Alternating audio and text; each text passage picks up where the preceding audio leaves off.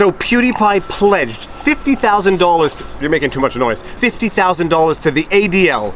But as an additional celebration, I'm donating $50,000 to Anti-Defamation League, which is an organization that fights bigotry and prejudice in all its forms. Only to rescind that pledge the next day. It really doesn't feel genuine for me to proceed with a donation at this point, and I instead wanted to actually take my time, keep the intent that I had, but just doing it with the right charity and doing it properly. And the question I'm asking myself is, in contract law, can the beneficiary of a pledge sue the offerer or the donator or the donee or whatever? Can the beneficiary of a pledge sue the person who made the pledge in the event that that person no longer follows through on the pledge? Stick around, it's going to be an awesome vlog.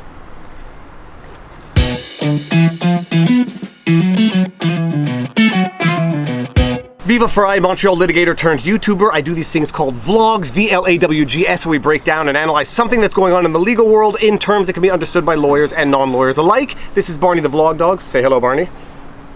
Now, I hesitated before making... That's too much for the internet, I think. You can't get down here. Now, I genuinely hesitated before making this vlog for the following reason. Abraham Lincoln wisely quoted as follows: "Never stir up litigation. A worse man can scarcely be found than one who does this. Who can be more nearly a friend than he who habitually overhauls the register of deeds in search of defects in titles whereon to stir up strife and put money in his pocket?" Abraham Lincoln has some amazing quotes on the practice of law, and I try to include them as often as possible in my vlogs because they are just absolutely insightful. If you want some more of them, just Google Abraham Lincoln quotes on the practice of law. They're amazing. And this particular quote to the effect that lawyers shouldn't go around looking for conflict, they shouldn't stir up strife in order to find a file and line their own pockets, it has in fact worked its way into the Code of Ethics of Quebec, and I suspect elsewhere. The Quebec Code of Ethics for Attorneys in fact specifically prohibits this type of behavior, and I'm reading from our code. Code of Professional Conduct of Lawyers, Act respecting the Barreau du Quebec, Article 16. A lawyer must not provoke a dispute in order to obtain a mandate or reap a benefit therefrom for himself or for any other person. And this is very much in line with Abraham Lincoln's quote in that a lawyer, ethically speaking, should not go around provoking strife in order to create business. And so when I was contemplating making this vlog, I don't want people actually thinking that it's a serious question, should the ADL sue PewDiePie for the pledge that he made and then rescinded? Well, first of all, because the answer in law is pretty clear, but also because I'm not trying to instigate any sort of lawsuit or create public strife. It's just the perfect opportunity to discuss a very interesting question in law. When someone makes a pledge or offers to make a donation, if they subsequently rescind on that offer or don't follow through with the donation, is there any liability in law? Can the beneficiary of that pledge sue for the inexecution of that pledge? And like a great many answers to a great many legal questions, the answer is no. With a but.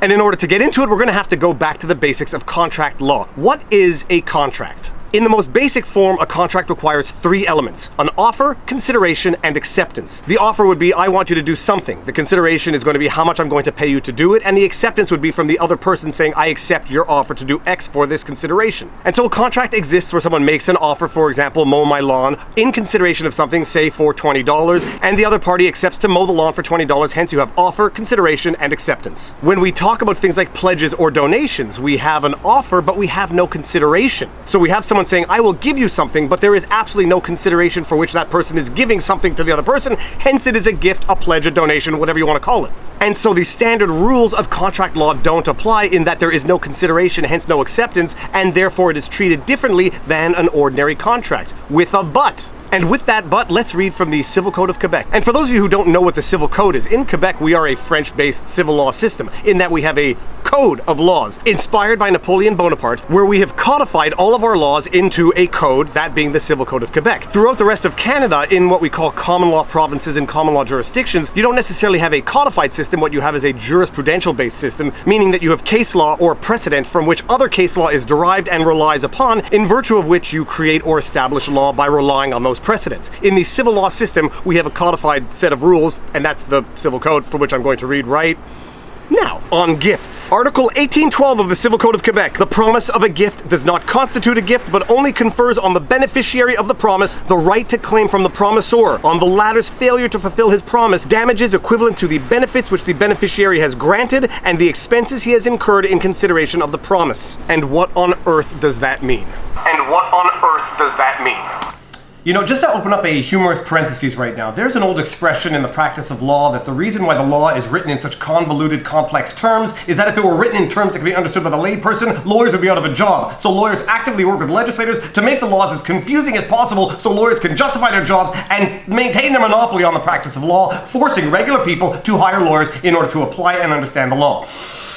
I'm not saying this is true, I'm just opening up the parentheses closed. Back to the video. Let's just say that A promises to donate $100,000 to B. In light of this pledge, B prepares, let's just say, a flyer that they intend to circulate announcing that A has pledged $100,000 to B. A rescinds on the pledge or is unable to make the pledge for whatever the reason. Let's just say that they don't have the money anymore, and now B is stuck with, I don't know, $100 worth of flyers that they were going to circulate around town to announce the pledge from A to B. Under Quebec law, B can sue A for the cost of those flyers, but not for the actual pledge itself. So bringing this back to PewDiePie's pledge to donate $50,000 to the ADL, according to the ADL themselves, they only heard of PewDiePie's undertaking to make this pledge at the time PewDiePie made the pledge. Quote, ADL learned about the potential donation from Felix Schellberg when everyone else did, when he made the announcement on his channel earlier this week. We have not received any communication from him beyond that. So it's not like they incurred any expenses in anticipation of this pledge. So at least under Quebec law, they haven't incurred any expenses or damages that they can then turn around and sue PewDiePie for, and they certainly can't sue PewDiePie for the actual $50,000 pledge itself. So that is the answer in law, which is why I felt comfortable making this vlog and feeling comfortable that I wasn't breaching Abraham Lincoln's advice or breaching the articles of our code of ethics. And in doing the research for this vlog, I did actually come across the question as to how charities can go about protecting themselves from people actually revoking their pledges or not following through on their undertakings to donate. And it's interesting because it does respond to the essential elements that are missing from a pledge to donate as opposed to a bona fide legitimate contract. In a contract, remember, we have offer, consideration, and acceptance. And in a pledge to donate, although we have as an offer, no consideration, and no acceptance because the person doesn't need to accept it, it is a pledge to give. And so what have certain charities done? Well, they have in fact structured their pledges as contracts to some extent, where the pledge is specified to be in consideration for something